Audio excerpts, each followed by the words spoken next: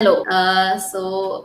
Here today we are going to discuss the functional nutrition approach to rheumatoid arthritis. I am Manali Chindarkar, the Chief of Research and Development at iThrive, and today I have with us Anjali Mishra, who is a functional nutritionist here. Hi, Anjali. Hi, Manali.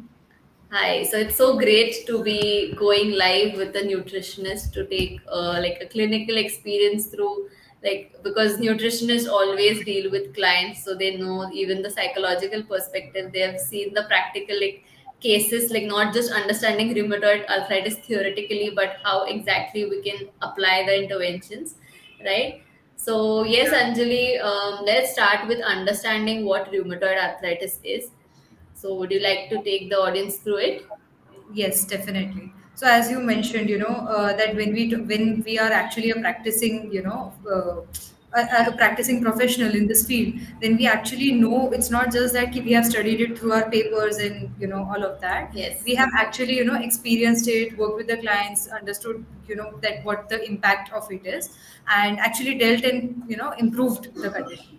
So, starting to talk about arthritis, as I believe most of us might be knowing that that rheumatoid arthritis is a autoimmune condition which causes high inflammation in the body. So, what is an yes, autoimmune condition? Like just a basic that is the time when your own immune system starts attacking its own tissues. In this case, the yes, immune system starts attacking the joints, and that is when you can start seeing symptoms such as joint pain, a lot of crackings. Specifically, if you have a family history, then it is really, really like the chances are really high. right. So it is like there is stiffness, like the joints are weak. We have tenderness in the joints, right? Yeah. And as you rightly said, it is an autoimmune condition. So our body attacks itself. So you also highlighted symptoms. So is there anything else, any more symptom that you can think of? So majorly, see, when a person has rheumatoid arthritis, then it can start showing symptoms in any age of their lifespan. It can come Right. like as early as 20s, or Hmm. as late as 40s or 50s, or maybe even 60s. But that is the time when you start observing stiffness in the bones. The pain starts specifically in the hand joints, in the leg joints, knees, and all of that, fingers. All of these starts aching. So like that is one of the like primary symptoms. Stiffness is again another symptom. You can also see the crackling noises in the bone. So all of these are Right. the basic symptoms of rheumatoid arthritis. Right, right. And as the name suggests, and like not just autoimmune, it is also an inflammatory condition, right? So Yeah. as the name suggests, rheumatoid arthritis. So whenever we know, we know that whenever there is itis word, so we know Yeah. it's an inflammatory condition, and it is inflammatory in joints, right? So there is Correct. inflammation in joints, Yeah. right? So just give me a minute.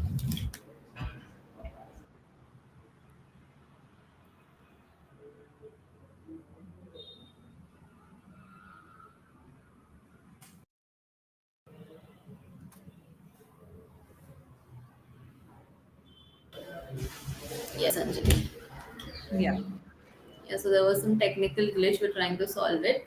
Okay. So as we speak, yes. So there is inflammatory condition. All right. So let's understand more about rheumatoid arthritis. Okay, what are the causes to it? And there is a lot. Like it's not just inflammation, and it's not just one thing, or it doesn't have one solution. So before going Absolutely. on to that, can you take us through what is the conventional treatment or the conventional road to understand or treat rheumatoid arthritis? Yes, absolutely. So, as we see in most of the conditions, not just it be rheumatoid arthritis, but even the other lifestyle conditions, when we talk about the conventional approach, conventional medicine, it usually focuses on improving the symptoms of the disease. So basically, it tells you that eventually you have to live with it. But yeah, to reduce the symptoms is what the drugs are prescribed to specifically reduce the symptoms. So again, like when we talk about rheumatoid arthritis, anti-rheumatic drugs are suggested, immunosuppressants are suggested, DMARTs drugs are suggested. So all of these are different types of approaches that are followed, and majorly it is the drug based approach when it comes to conventional medicine. Right, right. So, how people seek of like a quick fix. like symptom management. So I'm also like sure that it is to do with like we are always tried to believe that we'll have to live with this condition by taking the medicine throughout our lives, and there is no solution to it, right? But yes, through functional nutrition we can understand the root cause of it, why rheumatoid arthritis has taken place in you, and then focusing on that, like first identifying, then addressing it, and then working on working towards the symptoms also. So Absolutely. there is possible that people can reverse, and totally the pain and all the stiffness or the any inconveniences can be resolved, and it can be tapered down, right? So Right. yes, I think we can begin with the root causes, right? For sure. So Yes, yes. what is the like the first thing that you would like to mention?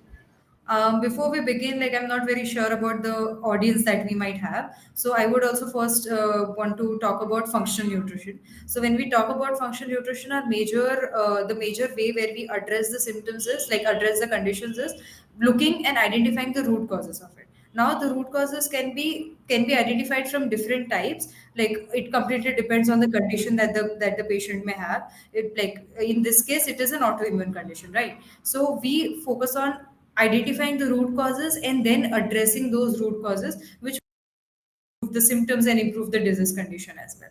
So here, like as you were just mentioning about the root causes of rheumatoid arthritis, to identify different things. So first is that the blood parameters. So we Yes, might not like not everybody may know that, but blood parameters are like major ways to identify and prevent such diseases to happen. Like when we talk about usually our usual lab reports that we get, it would not give us that detailed idea versus what a functional blood report might tell you. right, That right. is like one of the most basics. Yes, so that is how we look at finding out the root causes, and as the optimal ranges are also different, they help us detect the dysfunction early on before the disease develops. And while researching through this, I also found out that as it is an autoimmune condition, so the autoimmunity begins years before the symptoms grow.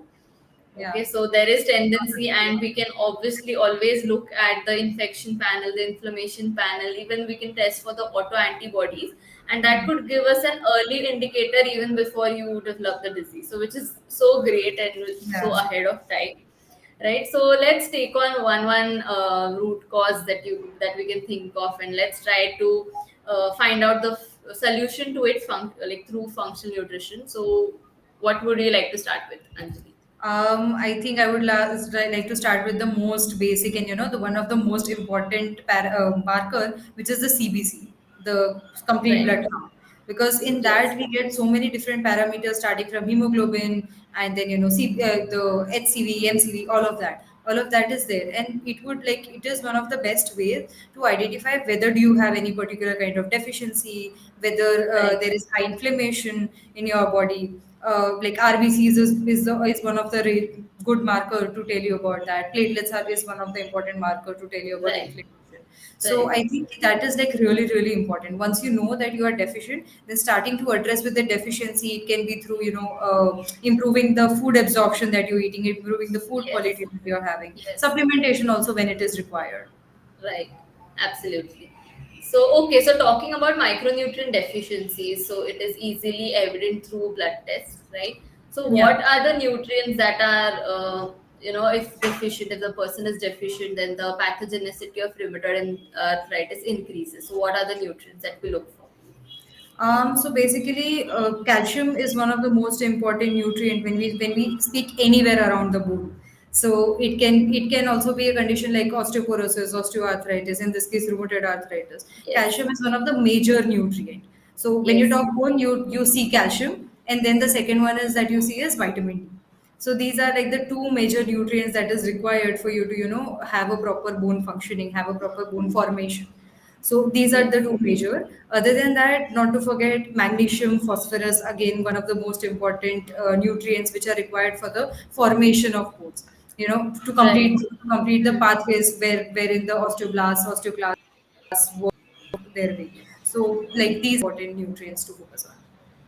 Yes, and as it's good that you mentioned about osteoarthritis. So osteoarthritis is different from rheumatoid arthritis, and before, I would like to like put it as a word of caution to anyone listening. So here's where diagnosis is the first thing, and diagnosis needs to be done right before we start on with the interventions. So the interventions for osteoarthritis are different from rheumatoid arthritis, and I'd like to add a point here. So, whenever we talk about rheumatoid arthritis, it's actually the synovial fluid. So, fluid that is responsible for the lubrication of the joints. So, it does not let any friction damage the bones or damage the joints, which is why, like in the rheumatoid arthritis, that fluid gets shrunken or it gets dried up, which is why it is like there is a lot of friction, which gives the pain, right? So we focus on the nutrients which will help increase the synovial fluids production, right? So yes, you mentioned about magnesium, vitamin D, calcium, phosphorus, all that are responsible for bone.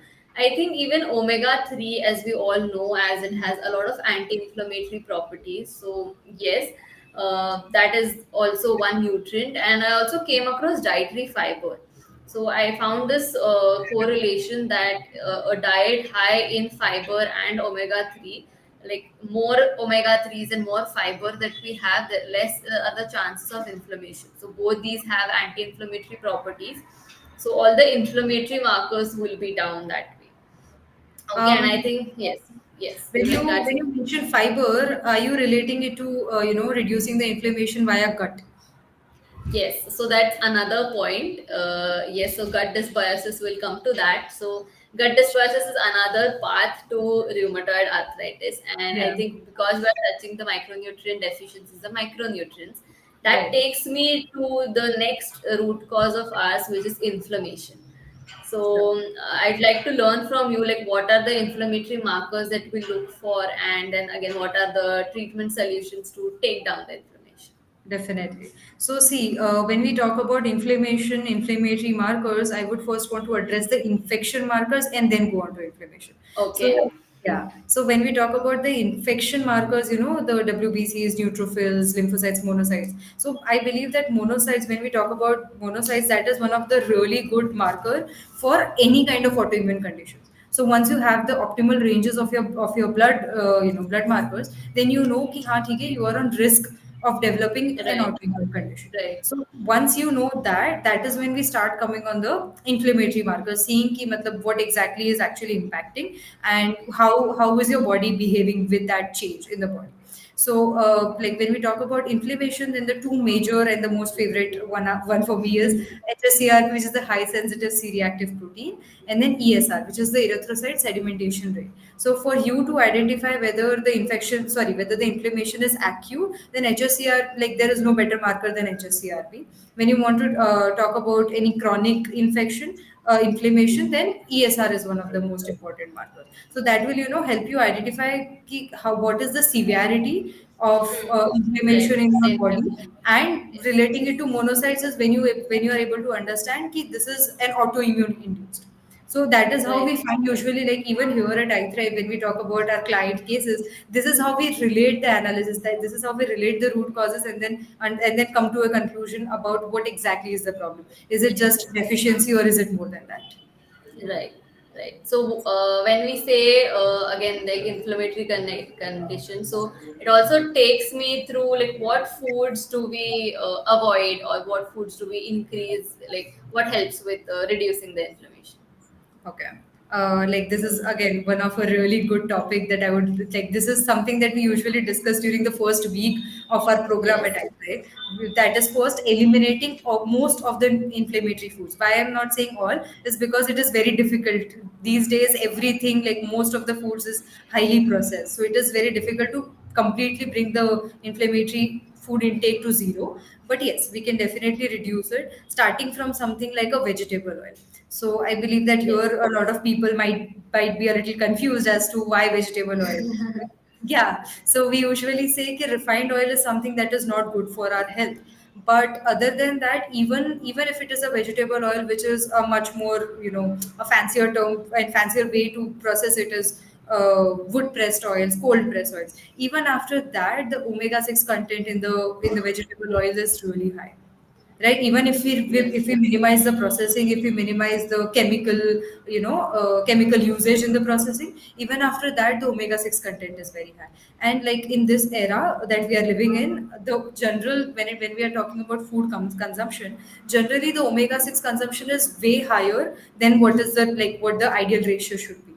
Okay, Yes. so that is like one of the major. So we usually, recommend that you go for a much like better oils, which is like mostly saturated, but which is not vegetable one. For example, coconut or butter, maybe to use your, like to cook your food, and that's And one. homemade butter, like not Yeah, again the yeah, processed homemade one, butter. side Yes. salts.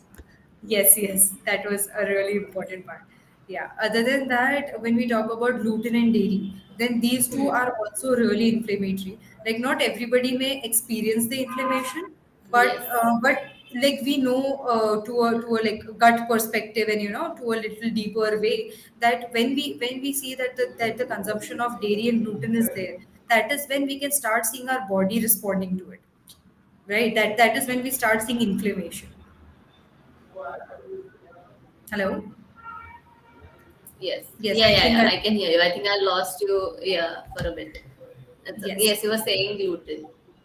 So I was talking about how gluten and dairy, both of these are really inflammatory. Like Right. starting from the growing of wheat. Like these days, we can see that a lot of pesticides are used, GMO varieties is used, even though it is not like openly. You can't find like GMO wheat, but then we know the kinds of processing that is already done to increase the production of the crop. Then this, like after all the processing is done, after you see a wheat flour, after you consume it, in this entire process we can see that there are a lot of toxin load that is coming, which Yes. eventually is impacting our gut. Yes. And then something similar to dairy as well, the hormonal Right. injection that the animals are put through, and all of the processing just to increase the production. So I And there believe are that, always, yes, there are always healthier alternatives. So we are not restricting our diet. We are only taking the bad guys out and yeah, uh, replacing it with the healthier alternatives. So yes, inflammation, taking care of the inflammation through the diet is one perspective. Anything more to do, like anything else to add to inflammation, or can we move on to infection now? the last thing I would want to add, which is sugar.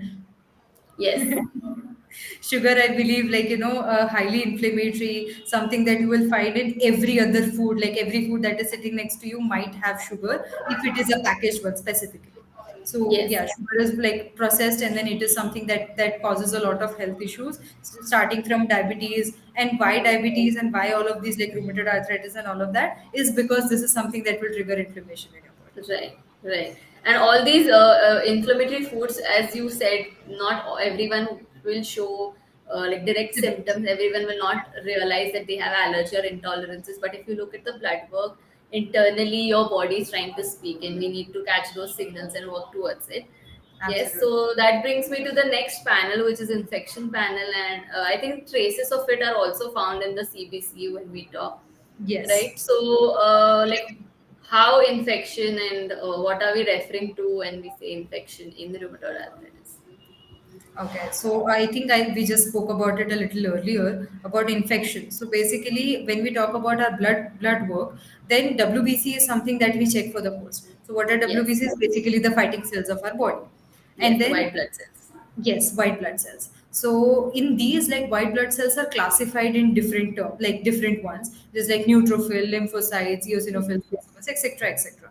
So in these, I believe that monocyte is again like one of the major marker for you to check whether there is any kind of autoimmune immunity building in your body.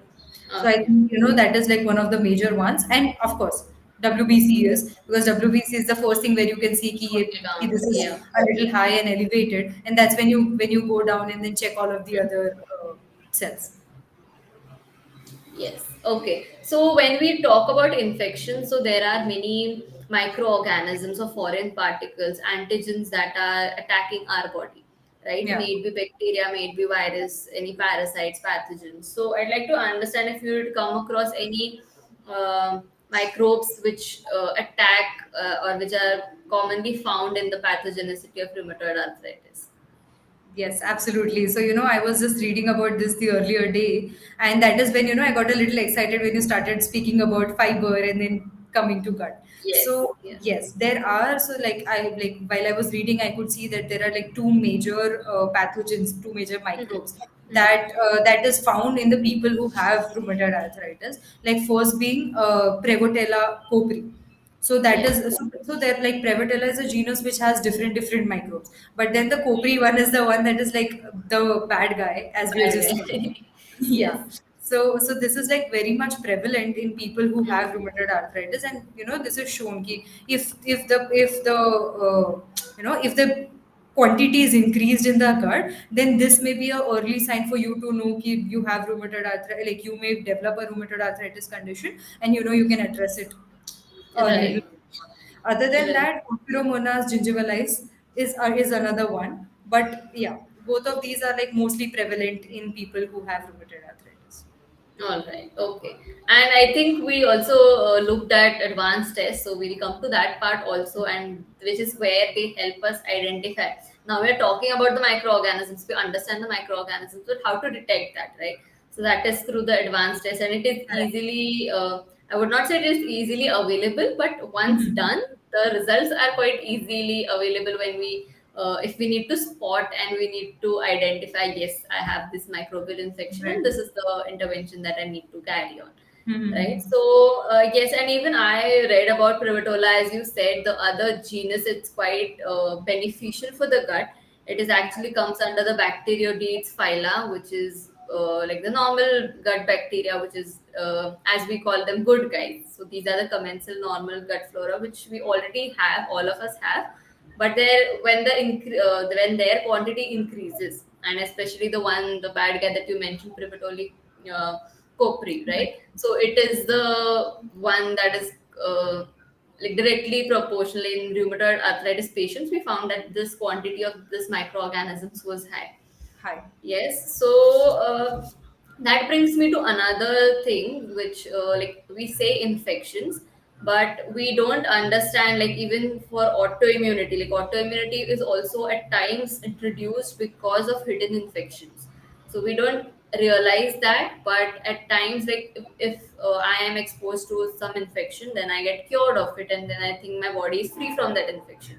But at Right. times, those infectious microorganisms or the part of their bodies get trapped inside the cells, which is why our body is still reacting to that, Correct. right? And because it's a part of cell, we are not able to see the microorganism, but the body is still reacting towards it, and it is eventually attacking the cell, like our own cell, which is where Mhm. the autoimmunity comes into Automatically picture. begins. Yeah. Right. So yes, that is what happens, and I think when I looked at the etiology of rheumatoid arthritis, there was like genetic predisposition, like genetic causes as well Right. as environmental factors. And when we talk about Mhm. environment, there is a lot of like there is a bigger picture to it. There are many factors under environmental factors. Absolutely. Right. So I found that there are like HLA class 2 molecule encoding loci. So there are over 60 loci that they have observed to be Oh, related with rheumatoid arthritis. So yes, there is genetic predisposition to it, but whenever there is additional like environmental triggers also, which then turn on these genes, and then the expression is quite high, right? right. So yes, we covered infection, inflammation, micronutrient deficiencies. So bringing to the autoimmune part, when I said about toxins, right? So when we talk about environment, so I think number one cause to it would be smoking, Hmm. right? So Yeah. smoking, like building onto the oxidative stress, a lot of reactive oxygen species being produced in the body, not neutralized through the action of antioxidants. So that is one thing, and even the pollutants that we are exposed to.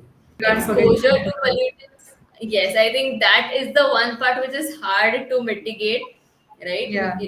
Like not everyone can afford to, or it's not convenient for everyone to live in greener spaces. So that is one thing, but then there are also toxins in our day-to-day, like personal care products, our household utensils, and that is in our control. So I think whatever things that we can influence, we should influence, right? So to prevent any hidden infection or any exposure to the toxin. Absolutely. Yes. So any other thing that you would like to add here when we talk about toxins? Yes, one more, which this is something that we have most commonly seen in and around our clients as well, which is the molds. So, Yes. we usually don't give it enough attention that it requires. Is that when I talk about molds, I'll first tell you what that is. That usually, in the corners of your rooms, Hmm. or maybe around your bathroom, around your kitchen, you will see there is like some greenish, like algae kinds of organisms developing, which is the Yes. mold. So the Yes. mycotoxins, Especially in the wet and the moist regions, yes, the humid regions. Yes. absolutely. So these molds actually release the mycotoxins, which is like highly harmful for us, when and not just in terms of not just like one thing. This is Hmm. something that impacts your internal organs. Like even your brain can be impacted. Like when you see that your brain fogged and all of that is Yes. there. Like we have, this Yes. is something that I'm saying that we have actually Hmm. observed in our clients. So Hmm. all of these is there, and then we have just ruled out most of the parts, and then there is nothing else left. That's when we identify that there was mold in that client's house or in that patient's house, and that was contributing to all of this. So I think, like, Right. this is for all of you who is watching. Go home, whenever you go home, just make sure that your bathrooms, your kitchen, the moist areas, the bedrooms, everywhere is, if there is any mold or not. And if there is, then make sure that you can look for different measures to remove it. Yes, definitely. Yes, so we need to take care of that. It's not just our food or even our environment, and not just the personal care products which Yeah. touch the skin, but even the air we breathe, the surroundings, our environment also does play a role. Yes, so that brings me to the final point which you hinted upon, so which is gut dysbiosis, right? So what is gut dysbiosis, and like how is it related to rheumatoid arthritis? Yes. So basically, whenever we talk about gut dysbiosis, first I would like to address that, in each of our guts, like every individual, we have a lot of varieties of microbes. That can be good, that can be bad, both kinds. So we actually need these microbiome to, survive, for our body to to function, like do Hmm. each of the things that we usually do, like starting Yes. from breathing also. So that is why, you might have heard that gut is the second brain of our body. So that is, so basically gut is like that important. When we talk about its prevalence, like it's interlinked to autoimmune conditions and rheumatoid arthritis, that is when we see what are the pathogens that are there in your gut, which may be leading to these autoimmune responses. So as you were Yes. talking about these two species, which is the P. cocci and the gingivitis, so both of these are like the most commonly found ones that are there in your gut, which may be leading to rheumatoid arthritis. So when you see that there are these pathogens in the gut, that is when we say that this is a gut dysbiosis. Yes, yes. So the imbalance between the good bacteria and the bad bacteria, which is which also has an impact on like malabsorption. So the nutrient absorption is also hindered. Again, the essential nutrients that we need for our joint health, bone health, that is also compromised, right? And I'd like to add here that the gut, as you said, it's a second brain. It is an organ which is so important that it communicates with almost every organ of our body, like other organ of our body. Yes. So there's also one gut immune connection, which is like many immune tissues, the GALT, as you might have heard of, gut associated lymphoid tissues, they Yes. reside in the gut.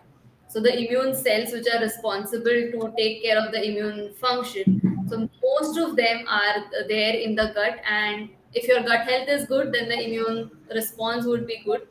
Otherwise it could give rise to autoimmune conditions, or over expression of those immune systems so much that the body Absolutely. starts attacking itself, right? So I think yes, that was about the root causes. And when it comes to the solutions, okay, I think we have hinted upon like many interventions that we can start doing. But would you like to stress upon any functional foods or any bioactive compounds that can help with rheumatoid arthritis, or even we can touch supplements also in the segment? Yes, absolutely. So, when we talk about functional foods and bioactive compounds, that so what are these? Basically, the foods that are rich in certain compounds that will actually help in the healing of your body. It can be in different ways. So now that we are talking about rheumatoid arthritis, I've been reading this up, and we have used it on our clients as well. That garlic actually has really good anti-inflammatory properties. So that is something that in first place reduces the inflammation, and that is when you can start seeing much improvements in your symptoms.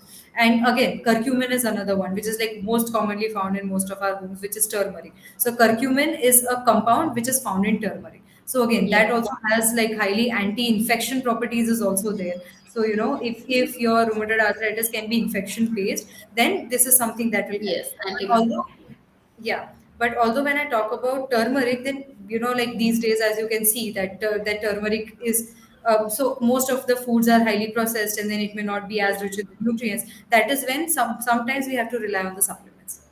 So Yes. for a curcumin supplement, going for a glucosamine supplement, which is again Glucosamine supplement. Yes. yes, which is again very much important, for the synovial fluid, for the friction to reduce the friction in Circulation. the bones. So all of that. Yes. So these Right. are And like I ones. And I've also come across that, as you said, vitamin D is so important for this. So, vitamin D, if you're not getting it sufficiently through Sunlight. diet or through sunlight, yes, vitamin D supplements is your next go. And even probiotics. So, because gut dysbiosis is related to rheumatoid arthritis or any immune condition for that matter, so probiotics help us regulate the population, regulate the amount of the gut bacteria, the good guys and the bad guys. Right, So yes, probiotics help in selectively promoting the population of the good bacteria, and that can also help regulating the gut balance and thereby giving rise to reduced severity of rheumatoid arthritis or even preventing that, right. right? Yes, so I think we have covered pretty much everything that we had planned on to. Yes, so I think now we can take questions. Questions we have many. I like that. Yes. Okay, so yes, Sumit was asking that can gut issues aggravate rheumatoid arthritis, and I think we have covered it But already. the answer is Yes, yes. yes, and a big yes. And even though it's a negative thing, but it is also an opportunity for us to work on. So gut health is totally like manageable. The condition is reversible. So yes, we can work towards the gut health and thereby manage rheumatoid arthritis.